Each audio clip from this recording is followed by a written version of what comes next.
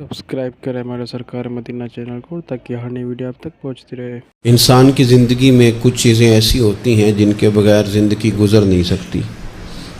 उतनी देर तक जितनी देर तक वो चीज़ उसके पास मौजूद होती है उसे ना इस बात का इदराक होता है ना एहसास होता है, लेकिन जब वो चीज़ उसके पास से रुखसत हो जाती है, उसके पास किसी वजह से खुदा न खास्ता वो चीज़ मौजूद और महफूज नहीं रहती, पर उसे एहसास होता है कि एक बहुत बड़ी नेमत थी मेरे पास, वो मुझसे चली गई। हमारी ज़िंदगी के अंदर बहुत सारी ऐसी चीज़ें हैं कि अगर वो हमसे रुखसत हो जाएं, खुदा ना करे, तो फिर हमें बड़ी शिद्दत से एहसास होगा कि ये नेमत कितनी बड़ी है। आप कौसो कज़ा के रंग देखते हैं, धूप और छाँव में लोगों के चेहरों को मुलाहिज़ा करते हैं। आप अपने बच्चों को मोहब्बत की नज़र से देखकर दिल को ठंडा करते हैं। आप अपने माँ बाप को मोहब्बत की नज़र से देखकर कामिल हज का सवाब हासिल करते हैं।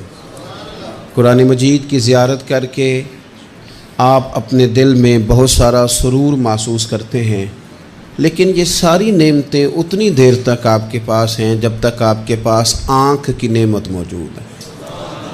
अगर ये रुखसत हो जाती है ना, अगरचे इतनी सारी नेमतों में ये एक नेमत है, लेकिन आप आँख नहीं है तो आपको तो अपनों का एहसास भी नहीं, आप तो अपनों के चेहरे भी देख नहीं पाए। कोई भी नेमत जो आपके पास है, आप कभी महसूस करें कि अगर उस नेमत का वजूद हमारे पास ना होता तो हमारी कैफियत क्या होती। ये सांस है, हम दो दफ़ा सांस का इस्तेमाल करते हैं, एक दफ़ा अंदर जाती है और एक दफ़ा बाहर आती है। अगर अंदर ना जाए तो भी मसला है, चली गई है लौट कर बाहर ना आए तो भी बहुत बड़ी मुश्किल है। तो इसका अंदर और बाहर जाना ये ज़िंदगी का एहसास है।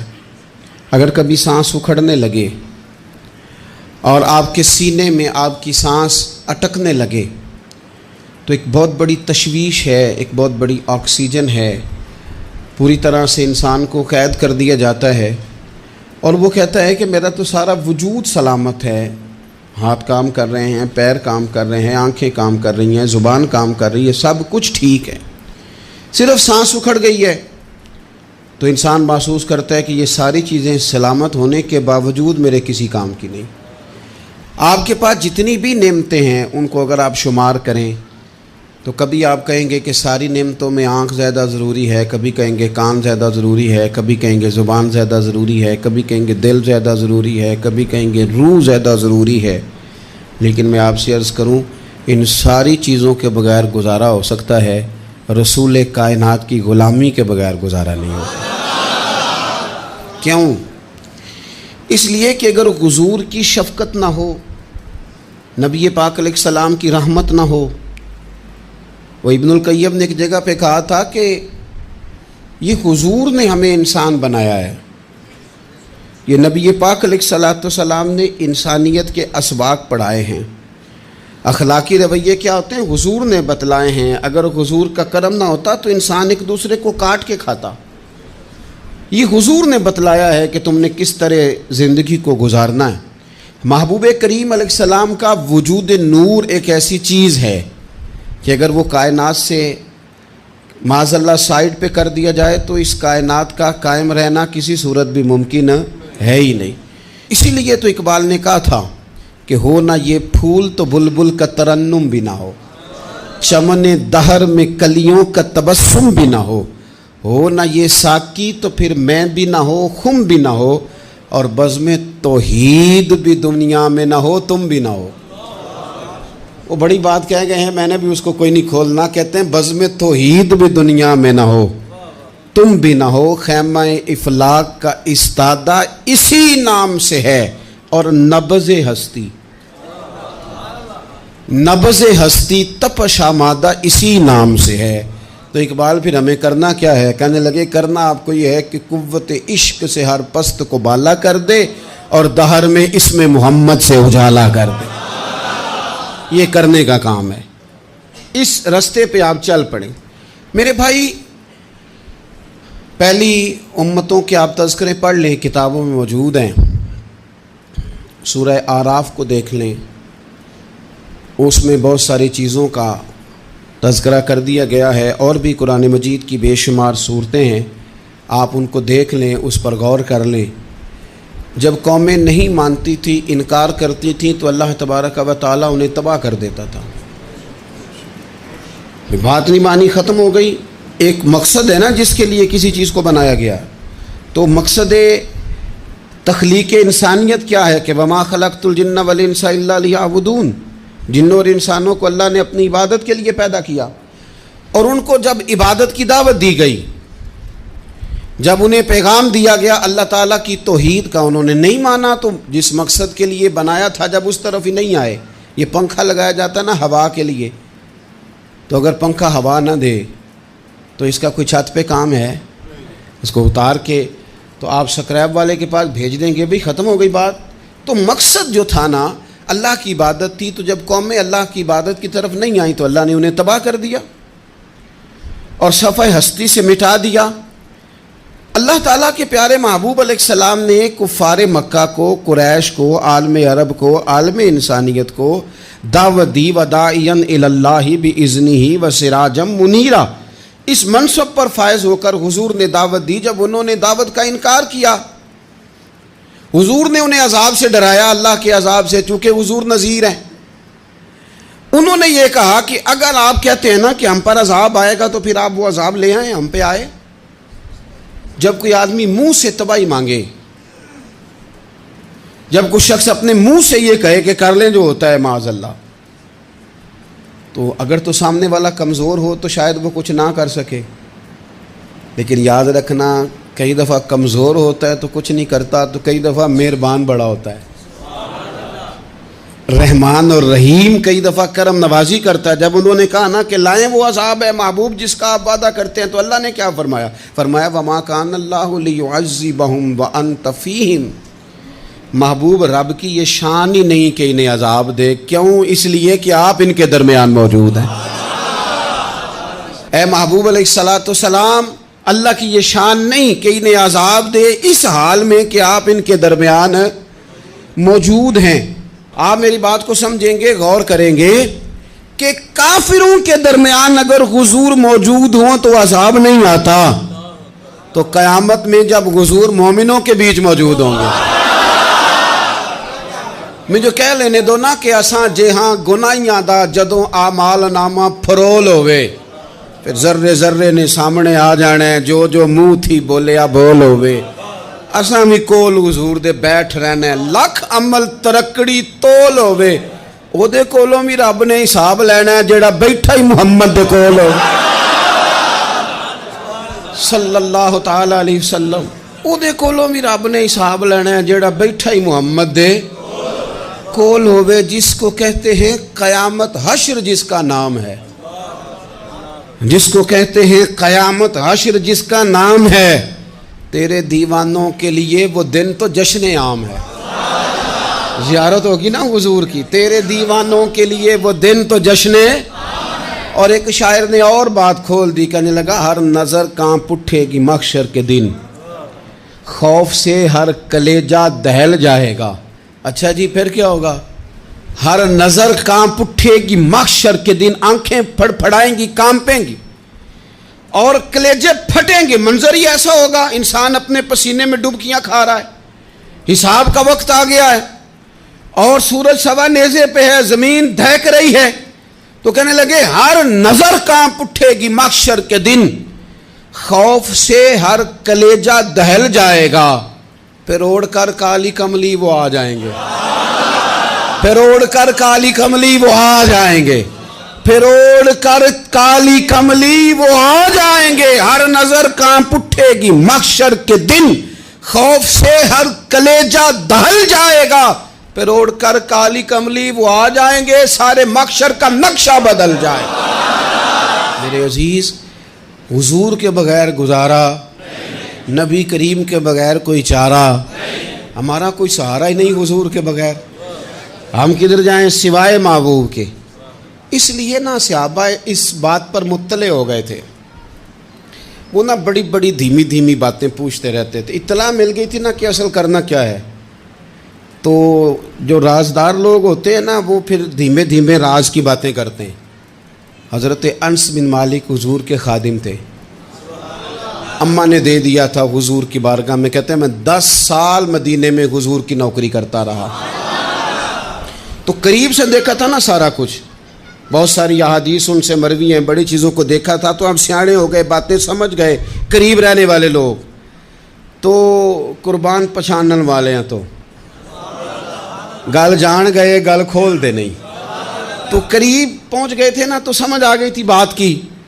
تو ترمذی میں موجود ہے, ایک دن حضور سے پوچھتے ہیں یا رسول اللہ قیامت والے دن آپ کو کہاں تلاش کروں. یعنی حضور علیہ السلام سے پوچھتے ہیں حضور میں نا قیامت والے دن,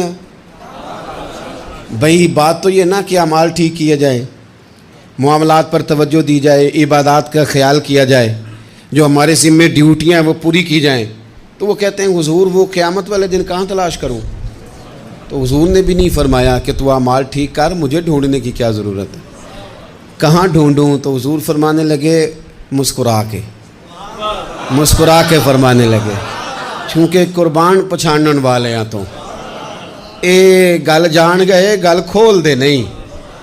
حضور علیہ السلام سے کہا یا رسول اللہ میں نہ قیامت والے دن کہاں تلاش کروں. تو حضور فرمانے لگے حوض کوثر پہ. یا رسول اللہ وہاں کیا ہوگا. تو فرمایا امت پیاسی آئے گی تو میں جام بھر بھر کے پلاؤں گا, میں جام بھر بھر کے پلاؤں گا. ایسا کی تیری خیر تیرے میں کدے کی خیر, ایسی پلا کہ جس کا نشہ عمر بھر رہے. اور ایک نے کہا تھا کہ طیبہ سے منگائی جاتی ہے, سینوں میں رچائی جاتی ہے, توحید کی میں پیالوں سے نہیں نظروں سے پلائی جاتی. حضور صلی اللہ علیہ وسلم نے فرمایا حوض کوثر پہ بھی جام پلائیں گے. سیانے بڑے تھے حضرت انس, اور بھلا ہمارا کر رہے تھے. یہ حضور سے پوچھ کے نا تو ہمیں ایڈریس بتا رہے ہیں, کیونکہ حدیث روایت کر دی نا تو ہمیں ایڈریس سمجھا دیے, پتے بتا دیے کہاں پہنچنا ہے, ساری جگہ سمجھا دی. چلیں جدید دور آ گیا ہے, انہوں نے لوکیشن بتا دی کہاں کر کے نا کس جگہ جا کے سٹاپ کرنا ہے کام. یا رسول اللہ وہاں ملاقات نہ ہوئی تو حضور نے فرمایا پھر پل صراط پہ آنا. یا رسول اللہ وہاں کیا ہوگا. فرمایا امت گزر رہی ہوگی اور میں دعائیں مانگ رہا ہوں گا, رب سلم امتی رب سلم امتی, یا اللہ میری امت کو سلامتی سے گزار دے. تو وہاں آ جانا, میں دعائیں وہاں مل جاؤں گا. قربان جائیں. فاضل بریلوی بول پڑے, کہنے لگے خدا کی رضا چاہتے ہیں دو عالم, خدا چاہتا ہے رضائے محمد. اجابت کا جوڑا عنایت کا سہرا, دلہن بن کے نکلی دعائے محمد. اجابت نے جھک کر گلے سے لگایا بڑی ناز سے جب دعائے محمد. رضا اب پل سے وجد کرتے گزریے کہ ہے رب سلم دعائے محمد صلی اللہ علیہ. تو عرض کی یا رسول اللہ وہاں ملاقات نہ ہوئی. تو میں نے کہا وہ ہمیں لوکیشن سمجھا رہے تھے, انہیں تو پتا تھا پہلے ہی. ایک قربان پچھانن والے ہیں, تو ایک گل جان گئے گل کھول دے نہیں. تو وہاں نہ ملاقات ہوئی تو حضور نے فرمایا پھر میزان عمل پہ آنا. یا رسول اللہ وہاں کیا ہوگا. فرمایا امت کے عمل تول رہے ہوں گے اور میں ان کے لیے دعائیں کر رہا ہوں گا. میں نہیں جا سکا کبھی بچوں کے ساتھ پیپر دلوانے, استاد کو اجازت نہیں دیتے, کہتے ایک ایگزامینر اور آئے گا کوئی, جس نے پڑھایا ہو اسے اجازت نہیں کہ تو جا. ابا جی کو اجازت نہیں ہوتی کہ وہ ایگزامینیشن ہال میں جائے, وہاں تو کوئی اور لوگ آتے ہیں. یہ بھی عجیب سبق ہے نا کائنات کا کہ سارے تعلیم و تربیت کے اسباق بھی حضور پڑھائیں, رنگ بھی سارا حضور ہی بتائیں, اور قبر کے سوالات بھی سارے ہمیں حضور بتا دیں, اور جب پیپر ہونے لگے تو سرانے بھی کھڑے ہو جائیں. تو پھر کہہ لینا ایک دفعہ پھر کہ وہ دے کولوں کی رب نے حساب لینا, جیڑا بیٹھا ہی محمد دے کول, وہ دے کولوں کی رب نے حساب لینا. میرے عزیز ہمارا گزارا نہیں حضور کے بغیر. لوگ اصل میں نا ہمارا مسئلہ نہیں سمجھتے, ہمارا مسئلہ کچھ اور ہے. لوگ ہمیں نا بلا وجہ پریشان کرتے ہیں, کبھی جھنڈے سے, کبھی ڈنڈے سے, کبھی جھنڈی سے, کبھی کسی شے سے, کبھی کسی شے سے. کبھی کہتے ہیں وہ نعت اونچی پڑھ لی, کبھی کہتے ہیں سلام اونچا پڑھ لیا, کبھی کہتے ہیں وہ جھنڈیاں لگا دیں. میں نے کہا آپ کی بات بھی ٹھیک ہے, پر ہمارا مسئلہ تو سمجھو نا, ہمارا گزارا نہیں نا بھائی.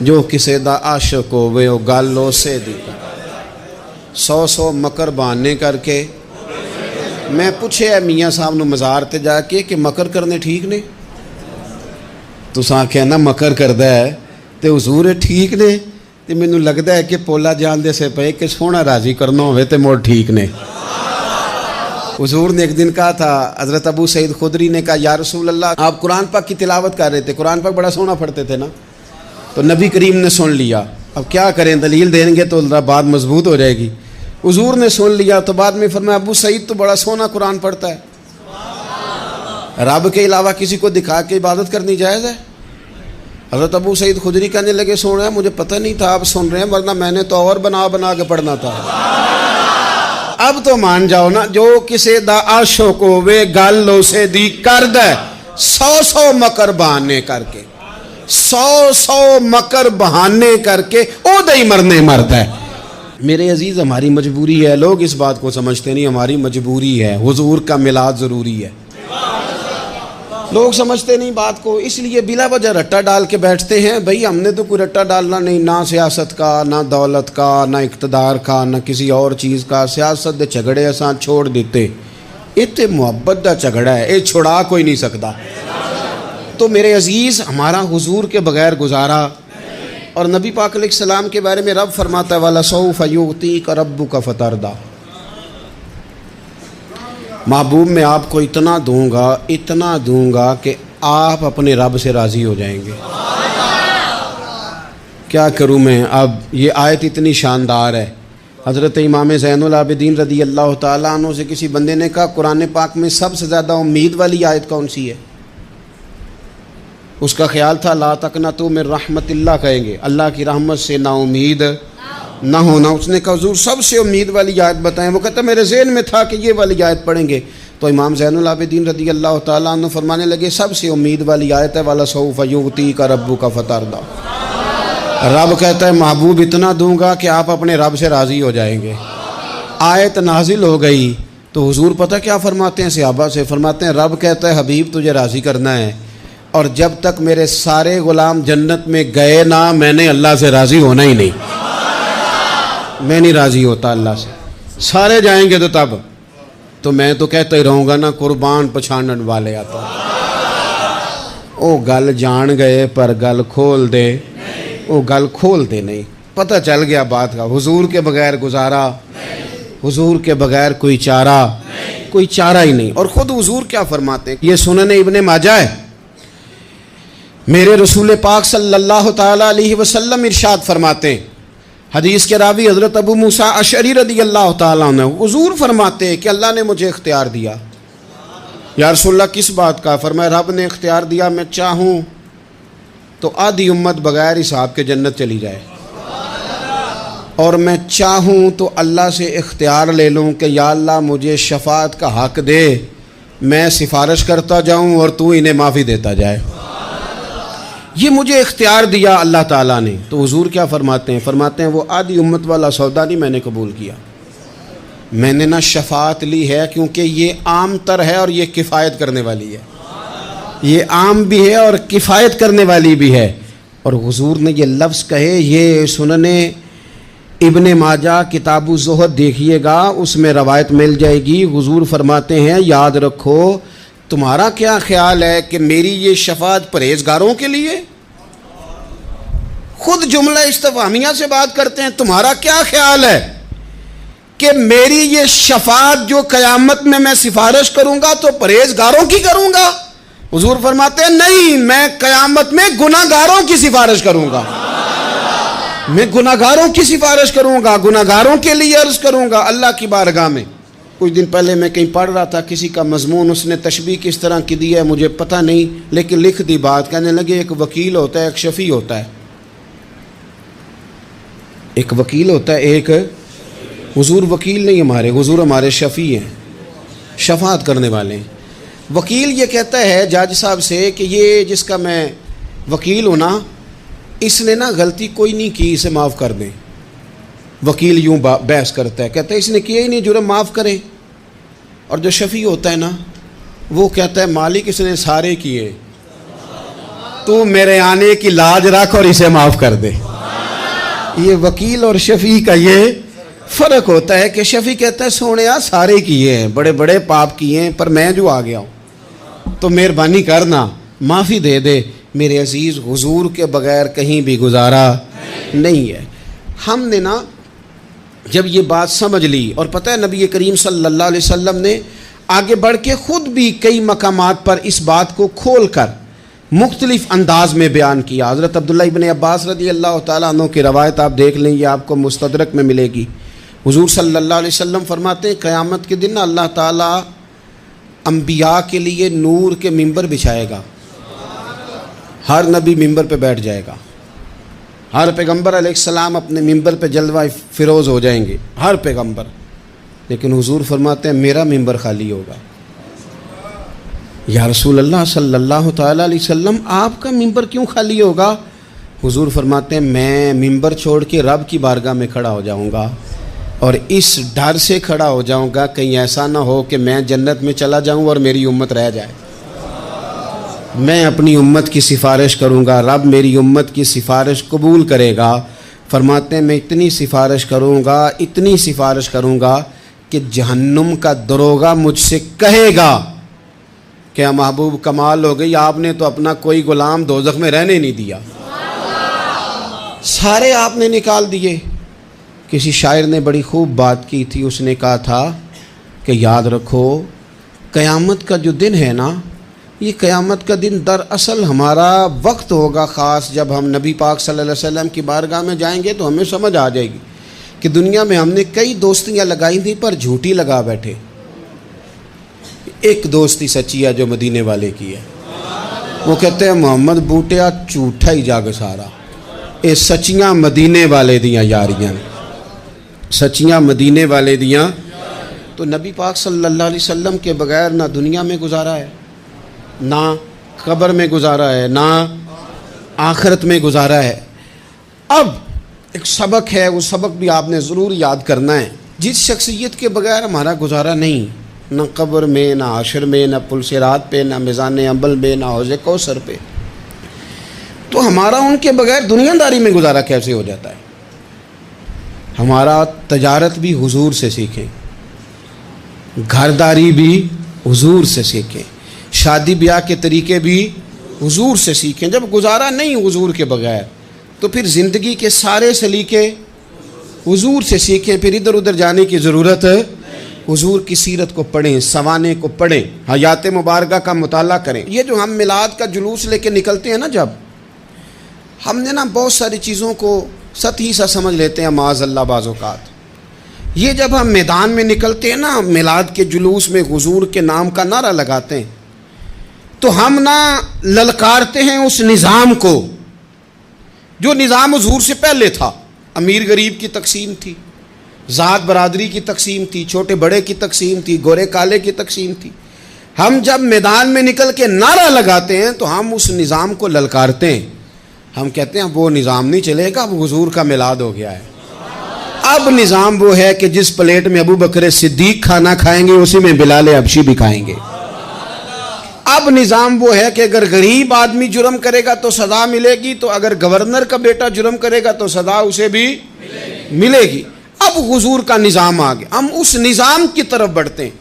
اپنے آپ کو حضور کے قدموں کی طرف مائل کریں. میلاد صرف 1 سے 12 ربیع الاول تک نہیں, میلاد سارا سال ہے, ذکر میلاد سارا سال ہے, میلاد کی محفل سارا. اور میلاد صرف مسجد میں نہیں, گھر میں بھی ذکر میلاد, دکان میں بھی ذکر میلاد. ذکر میلاد سے مراد حضور کی تعریفیں, نبی پاک کی شانیں, حضور کی باتیں. آ میرے دل آمنہ کے لال کی باتیں کریں, چہرہ والشمس کے اجلال کی باتیں کریں. اپنی طبیعتیں حضور کے ساتھ لگائیں, اپنے آپ کو حضور کے قدموں سے وابستہ کریں اور عشق کریں نبی پاک سے.